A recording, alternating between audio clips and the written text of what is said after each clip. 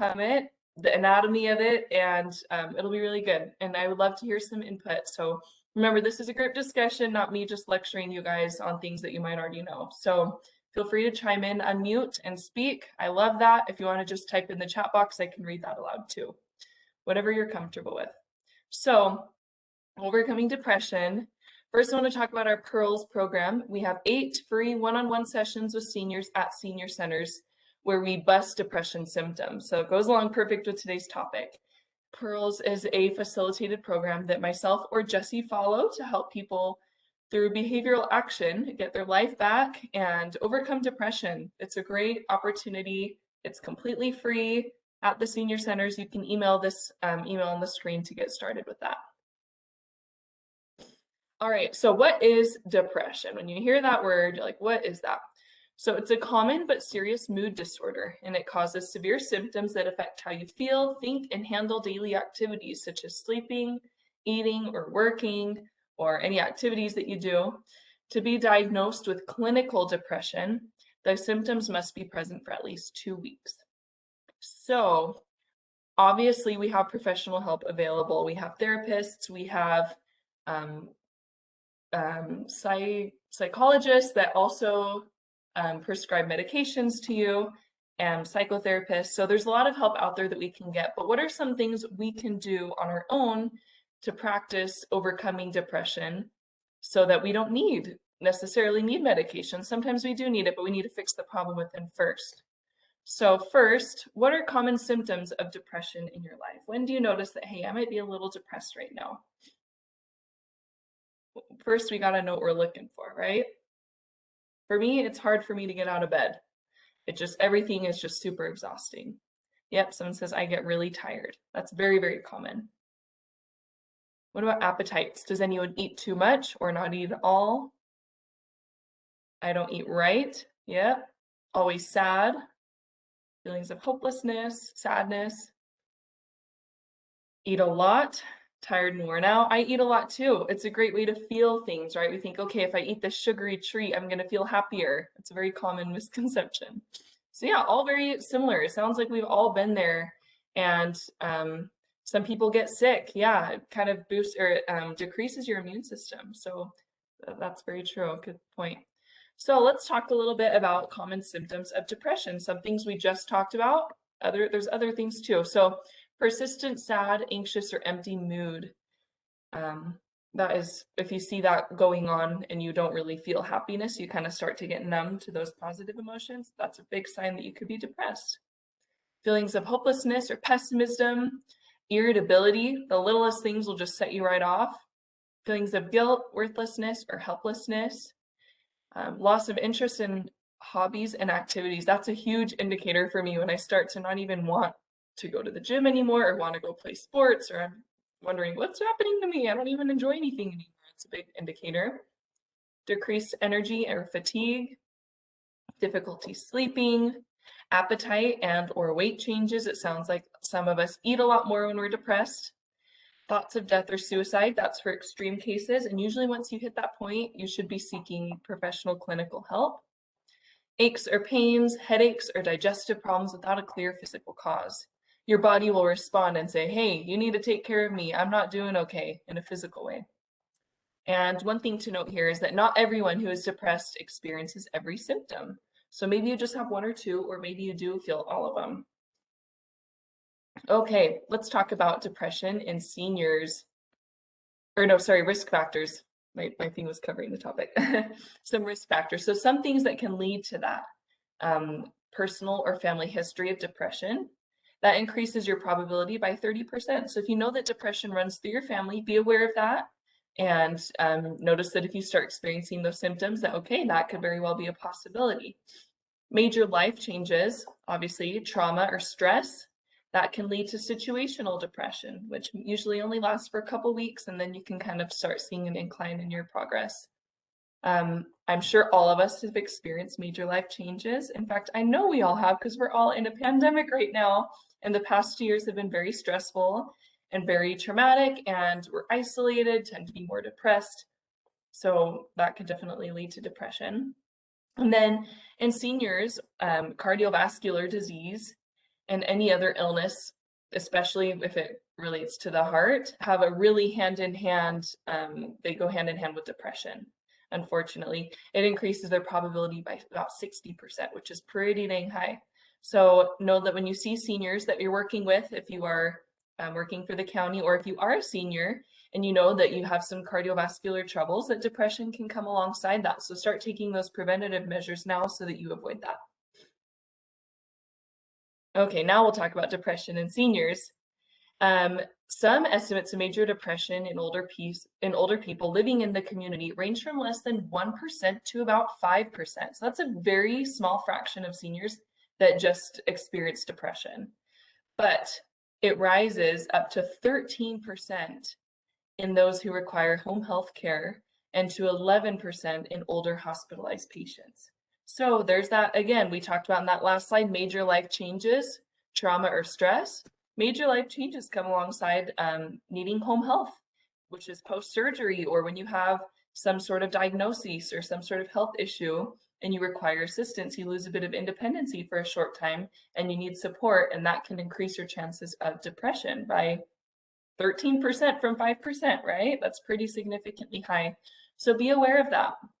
And then also I thought it was interesting to add that depression is found in about 6 to 8% of young adults. So typically, I mean, in a survey, it showed 1 to 5% of seniors have depression, whereas young adults have 6 to 8%. But once you have those clinical needs, it does increase it a lot. So that's just something to be aware of. All right, let's talk about COVID and depression in seniors. We're getting past all the boring facts here, and then we'll talk about what we can do to prevent that. So don't worry, that's coming. COVID and depression in seniors. So there was a study done in 2020 that interviewed a lot of seniors to see their happiness levels. And in August, 1 in 4 reported depressed in 2020. That is a lot. 25% of seniors reported depressed, whereas 1 in 10 have been consistently reporting depressed since 2018. So we were looking at about a 10% rate of depression in seniors in about 2018. And then once 2020 hit, it went up to 25% of seniors. Of those surveyed, I just kind of listed out some of the people just so you kind of see the generalized, the group of people that were surveyed. 27% lived alone. That's a pretty big chunk of people that were living alone.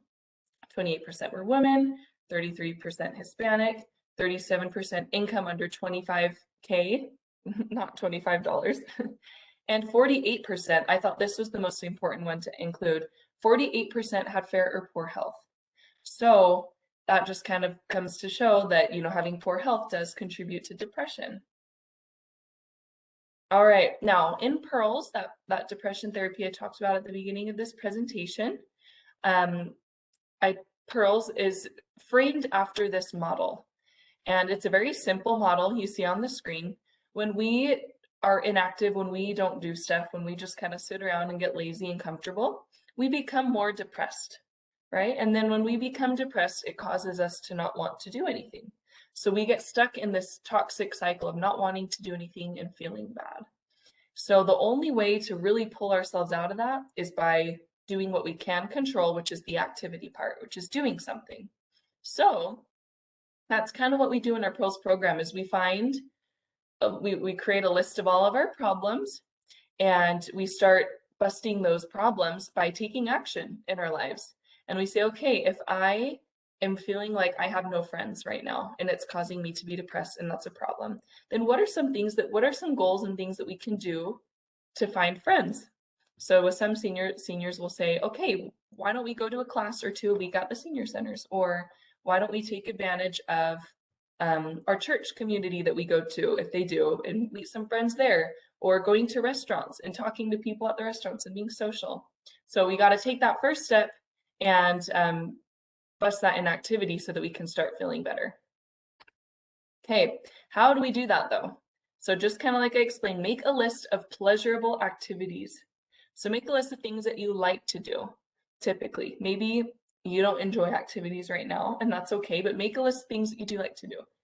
If you like to go on walks, if you like to play with your dog, if you like to go to the movies or get lunch with your neighbor, try and do one each day in the morning to kickstart your day. If some of you guys like to puzzle or do crafts, maybe wake up and say, okay, first thing I do is I'm going to start off my day right and do a fun little craft that I like to do. Start it in the morning. Research shows that what you do in the first hour of your day sets the tone for your mood and productivity for the rest of the day. So why not start it off on the right foot, right? Find or make one thing to be excited about each day. So even if you can't do it in the morning, let's say you're going to dinner with a friend, you can't do that first thing in the morning, get excited about that and make that a reason to get up out of bed and say, okay, I need to do 3 things before I go to dinner. Kind of set those little goals. So those are some ideas on how to break that cycle of inactive to depression cycle. So like I said in this slide, research shows that what you do in the first hour of your day sets the tone for your mood and productivity. So let's talk about morning routines. I'm really bad at keeping up a morning routine, and that's something that I really need to do and is actually my resolution for the year. So I love to ask people, what is your morning routine? What do you guys do in the first hour of your day? Feel free to unmute and let me know, or you can type it in the chat, whatever you're comfortable with, but 1 or 2 things, or maybe just share your whole morning routine just to kind of spark some ideas for me and for other people that might need some ideas too. Eat breakfast. Perfect. Got to do that, right? Food gets me out of bed. Coffee, make my bed, even on the weekends. Turn on the news, eat and work out, listen to the radio, go to the rec center. Oh, great. Shower, breakfast, do my journaling. Ooh, that's a good meditative thing to do in the morning. Color, get your creative brain going. Make my bread and practice some mindfulness. Feed the dog. Ooh, that's important. Can't forget to do that one, right? Awesome. These are all great ideas, guys. That's one thing I'm starting to do is make my bed first thing in the morning so that when I see my bed and the covers are open and it looks super warm and cozy, I don't get tempted to go back in it. When it's made, I say, okay, the bed's made, time to get up and be productive, right? Ooh, I love Susan said, open the blinds so I can see the sun. That's nice to get some natural light in and kind of wake up your internal alarm clock, right? Awesome, great job. Okay, so now that we got our morning routine ready to get us going through the day, let's look at some other lifestyle changes to help us on a road to recovery from depression, to help create our life worth living. So I've got very basic, I call these like the power 7, and they're just, or the core 7. And this is in most of my presentations. You've probably seen a list like this in other presentations I've done. And there's just, this is stuff we can do to help our whole entire life overall. So a balanced diet, eating colorful foods. A Mediterranean diet is the most healthy, according to science right now. That changes a lot. Macro friendly, so make sure you're getting enough proteins, fats, and carbs in your day. Vitamin rich foods, eating less simple sugars and starches, right? Less candy. Exercise regularly. 150 minutes a week of moderate exercise is recommended for seniors. Moderate exercise can be walking or riding a bike.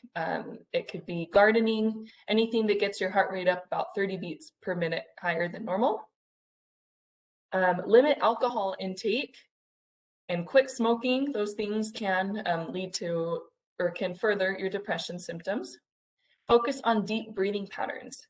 Sometimes when we're depressed and we're lazy and in a slump and we just don't really want to move, we just kind of get into a shallow breathing and we don't actually take in deep oxygen. We need to get some deep breathing going. And that's why exercise is really good, because it forces you to cycle through new oxygen a lot faster. Share your feelings with others or journal. How many of us have a hard time sharing feelings? I can't be the only one. It can be pretty vulnerable and scary. So if you don't feel comfortable sharing, talking with someone about things that you struggle with, start with your journal, but just get it out in some way or another. Don't suppress it in and let it sit in within you. Or get a counselor or a therapist. They're trained professionals that are paid to do this and they love it and they're good at it. So that can be a good, safe place to share your feelings. If not, I encourage you to have one family member or friend that you can really trust and confide in to talk to, and just let them be your soundboard. And you can just share all of your feelings and express why you're feeling sad and slumping. Once you get all that off your chest, you'll feel a little better. Last but not least is get plenty of rest and sleep. 7 to 8 hours is recommended for adults. Every body is different and some people need a little more. I usually hang on the 8 to 9 hours spectrum of how much sleep I need. I have friends that usually only need 6 or 7 and they're good to go. That's totally fine, but just make sure you know your your required amount and try to get that as much as you can. So very basic, typical things that just make a quality, happy, good life, but these really do help with our productivity and our happiness levels. Okay, this is a fun one. I thought this was super cool when I was reading up about depression, is staying stimulated. So research shows that surrounding yourself with things that are alive or that trigger one or all of your five senses boost your energy levels. So I actually took this project on myself. Fill your room with color. I used to have a very white and gray colored room, and I went and bought tons of house plants, and now I'm a plant mom and I have 17 plants in my room. And I bought chickens, and I just like to have more color pops in my room. So these are things that they recommend. Fill your room with color, add a plant, a pet, or something alive to your house. If you're not a pet person, get some flowers or a fish. Those are pretty easy. Something alive to keep in your house. Go barefoot in the grass. That feels really good. Nature walks. Being in nature is just fresh air, and it just naturally brings a state of gratitude. Light a good scented candle. Who doesn't love a good scented candle? Challenge your brain with a puzzle, word game, or a book. That one's fun. Listen to different music. Maybe try out a different genre. Talk with a friend. Bake a yummy treat. I'm sure we all would love to do that. And serve someone and feel the joy. Make someone's day. Compliment someone or do something for someone else. So these are all ways to stay stimulated and trigger your five senses. And this is shown to boost your energy levels and make you happier in life. So I thought that was kind of a fun one. Okay, let's talk about medications, because we all know that there's antidepressants out there. And maybe some of us don't really know much about that. So I just kind of wanted to talk a little bit about that for a second. Antidepressants are a good tool for people that simply just can't get out of bed and can't get started breaking out of that cycle. But avoid these unless recommended by a medical professional after attempting natural treatments. So we just talked about a lot of different lifestyle treatments that we can change to do on our own and fix the problem. And then maybe you don't need medication. Sometimes after that, we still do, and that's totally fine, only under professional or medical professional advisory. Recognize that lifestyle changes and talk therapy should accompany medication and shouldn't be substituted. Don't just think that taking a pill every day is going to solve your problems, because the problem is still there. It's just helping you give that boost so that you can do more. So that's just a good thing to point out about medication. Okay, and I have this cute little picture, and I really just see a lot of truth to this, and I want us all to be aware of this. And if today all you did was hold yourself together, I'm proud of you. You know, some days we're going to be really productive and get a lot of stuff done. And other days we're going to wake up and we're just going to have no motivation whatsoever to do anything productive. And maybe all we did was hold it together, dragged through a work day, or got our chores done for the day. And that was it. And that's okay. As long as we hold it together, that's a great productive day right there. We need to be patient with ourselves, especially during the depression process. We tend to take things at a slower pace, and that's totally fine. We're in the healing process, and we need to give ourselves space and be patient with ourselves during that.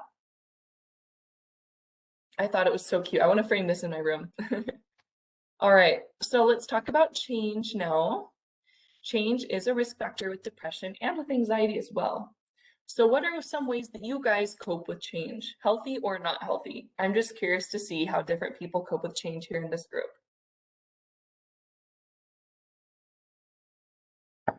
Planning. Okay, that's great. Pre-planning.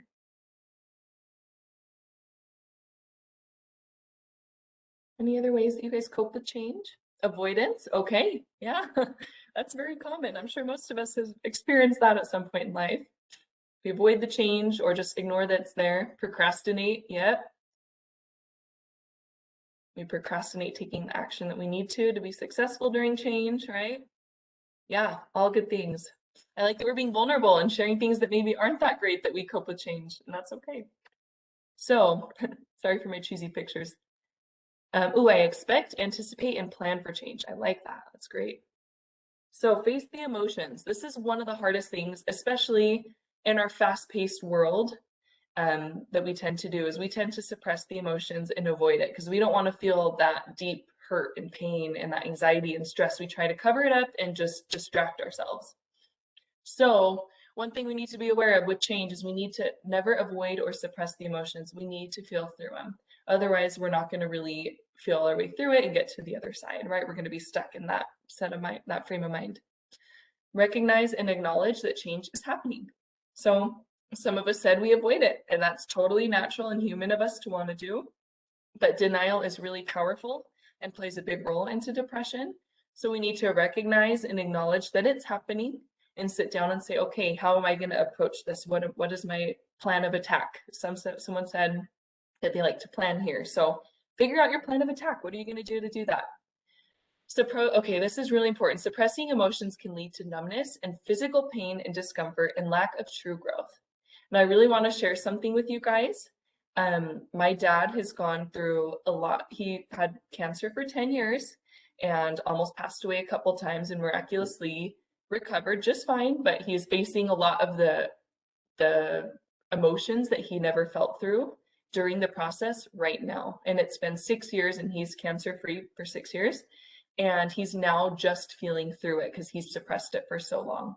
And the way that he found out that he's been holding on to it for so long is that he had terrible back pain about a year and a half ago, and it wouldn't go away. He couldn't get out of bed. He went to 3 different doctors. They did all these scans and x-rays to see what was going on, and they couldn't find anything seriously wrong with it. They found a little bit of swelling, but they couldn't figure out the actual cause of the back pain. And he met with this doctor who's also like a psychologist, kind of understands the human emotion side of things too.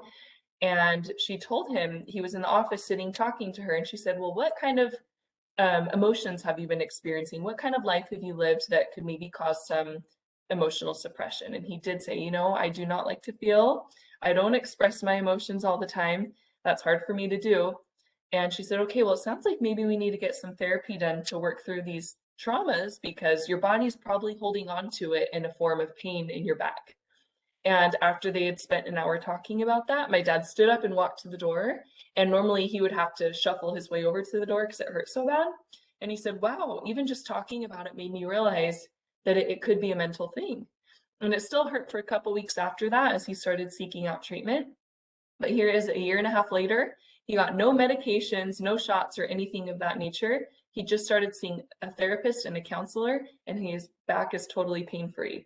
So obviously that's an extreme story, but it just really hit me when I learned about this because I've seen it in my own life. And our body does hold on to our emotional discomforts and it shows it through physical. So if you ever notice that, that means that there's something to take care of on your emotional side. Thank you. It is amazing how powerful our minds are. Honestly, our body and our spirit and our emotional side of things are so intertwined. That's why it's really important to take care of both. And that's why I'm really glad that mental health is being more shed light on the past year or two, and that it's more important. And I love that we have this class that we can be able to talk about things and be vulnerable. And thank you guys for sharing. I'll get off my soapbox and we'll keep going. Thank you. Okay. Now, to those of us that are new with talking about emotions and figuring out what we're feeling during change, it's easy to just say, oh, I just don't like change and I don't like it. I'm mad about it. So that is a very common thing to experience. But what we really need to do is to dig deep down and say, what really am I feeling? Where is the fear lying? If you look, this is Gloria Wilcox's feeling wheel. A lot of therapists use this in therapy to pinpoint the real exact emotion and the real problem, because we do say things like, I feel peaceful, I'm sad, I'm happy, I'm mad. And those are all very rudimentary feelings, but deep down, there's a little bit more that we could dive into. So I have this here for you to see. Mad could be hateful, it could be irritated, it could be jealous, it could be selfish, it could be frustrated, it could be hurt. So lots of different words fall under that category. So it's really good to explore that. So when you're going through life changes, you can say, what really am I feeling? Am I mad? Am I scared? Am I embarrassed? Am I lonely? Those are all good things to think about. And once you can pinpoint what the actual word is that you're feeling, it's easier to say, okay, how can I reverse that? What can I do to help me feel less jealous and more confident in myself? Things like that. So focus on the positive. We love a Pollyanna, right? And the glass half full, those kind of personalities. Not all of us have that naturally, and that's totally fine if you don't. But one thing to do when you're going through change is make a list of positives that will come from the change. Even if it's the most devastating change, even if you lose someone very close to you in your life, list out anything positive that can come from it. I did have someone that was grieving over a loss of a spouse, and she was very depressed about it and still going through that hurt process. And I challenged her to make a list of positives, and she came back with nothing and said, I honestly can't think of anything good because it's ruined my life. It's made me sad, miserable. It's made my family sad, everything. And I said something along the lines of, well, how many friends of yours have lost their spouse? And she said, well, I do have a friend that just lost her husband to COVID, and it's been really hard for her too. And I said, well, because you've been in this stage a little bit longer, do you think you could maybe support her because you know how she's feeling? And could you be there for her? And she said, oh, that's true. So even the worst of the worst possible things that happen to us, find the positive. You could be a support to someone else that goes through this later, and you can help them get through it. Or it can mean that you meet new friends in the grieving class and find new friendships, and you can support each other and build a good team bonding and find a new way to live life and new things to live for. There's always something positive no matter how hard the trial is, right? It's hard to do though. Hold on, I'm not sure why this is being weird. Okay. Control the things you can control. I won't show the video because it's a little long and I don't think it lets me do that on this. So that's okay. We don't need to. It's totally optional. So when we do feel out of control, when things change, when we're depressed and we just feel like nothing is going our way, naturally, our natural human selves want to take control over something, to feel like they still have some sort of power. So if you don't choose what you want to control, and if you don't pick something healthy like a daily routine or your morning routine, or who to talk to or when you talk to them, or how to express emotion, all those healthy things that we can control for our own good, your body's going to subconsciously control some aspect of your life without you really realizing it. So if you know people that have hoarding problems, usually it's because they're blocking something within them that they don't want to feel. So this video that I have here that we won't watch today, a lady named Linda, she's on the show Hoarders, and she has a big hoarding problem. Her house is full of stuff, and they realize that she's never fully grieved the loss of her husband. She just avoids it and goes and buys stuff and accumulates stuff and barricades herself from feeling. And once they clean it out and start going through all of his stuff and her pictures, she's feeling all these emotions and is finally feeling that grieving that she needs to move on. This also goes with disordered eating or eating disorders. People are trying to control, okay, well, I need to get more fit or more skinny, or manipulative relationships. We tend to gravitate towards people that'll tell us what to do since nothing else is in our control, or any other dependency that we see or toxic habits that we see in people is usually because their body and their mind is trying to have control over something because they feel like everything else is out of their control. So just kind of good things to be aware of so that when you do go through changes or you're feeling depressed, start with one or two things that you can control every day in your life, and that'll get you off to a better start. All right, I've been talking for such a long time, you guys. So in summary, we discussed a lot of things. One, find daily pleasurable activities and a healthy morning routine to break the do nothing, feel bad cycle.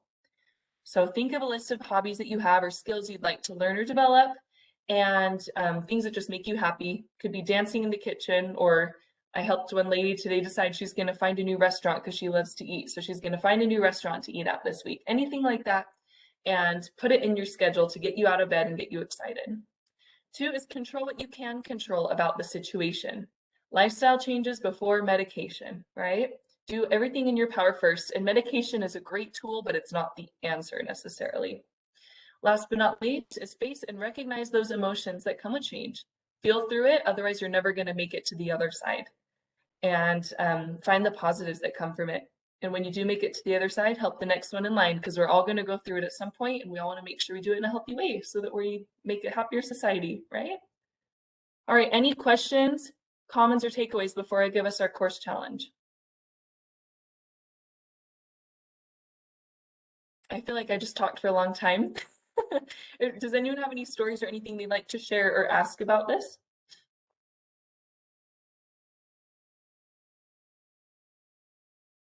Okay, while you're thinking, I'll read them if any come up.